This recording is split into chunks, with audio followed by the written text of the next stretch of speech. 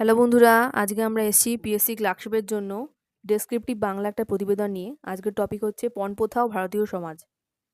যে ভারত মেয়েদের দেবীজ্ঞানে পুজো করত, যে ভারতে স্বয়ংবর সভায় পুরুষ নিজের যোগ্যতা প্রমাণ করেই তবেই পাণি গ্রহণ করত, সেই ভারতের ব্রিটিশ প্রভাবে পুরুষদের পণের দাবিতে বধূ নির্যাতন, বধূ হত্যা বেড়েই চলেছে।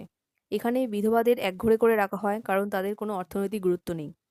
সম্প্রতি ন্যাশনাল ক্রাইম রেকর্ডস ব্যুরোর তথ্য অনুযায়ী প্রত্যেক দিন 21 জন মহিলার মৃত্যু হচ্ছে পণের দাবিতে। গত 5 বছরে উত্তরপ্রদেশ ও বিহারে পণজনিত কারণে বধূমৃত্যুর হার সর্বোচ্চ, যথাক্রমে প্রায় 12,000 ও 5,500। গোটা বিশ্বের প্রায় 48%। যৌতুক ব্যবস্থার গোড়ায় যে দুটি ন্যায্য কারণ ছিল সেগুলি এখন লোপ পেয়েছে। মেয়েরা ক্রমশ কাজের বাজারে যোগ দেওয়ায় আলাদা করে স্ত্রীধনের আবশ্যিকতা লোপ পায়।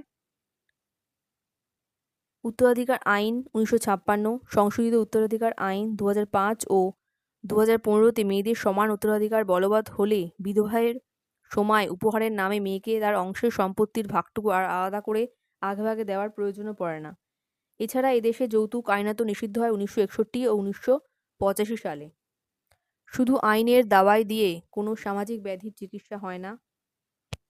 যারা বিয়ের সময় মেয়ের বাড়ি থেকে প্রাপ্ত পণের উপর মেয়ের গুরুত্ব নির্ধারণ করেন তারা এই সভ্য সমাজের বসবাসের যোগ্য নন।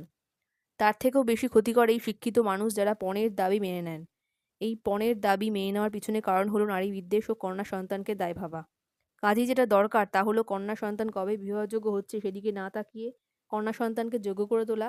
একজন স্বাবলম্বী স্বাধীনচেতা নারী কখনোই পণের দাবি বা সেই জন্য নির্যাতন সহ্য করার মতন দুর্বল নয়।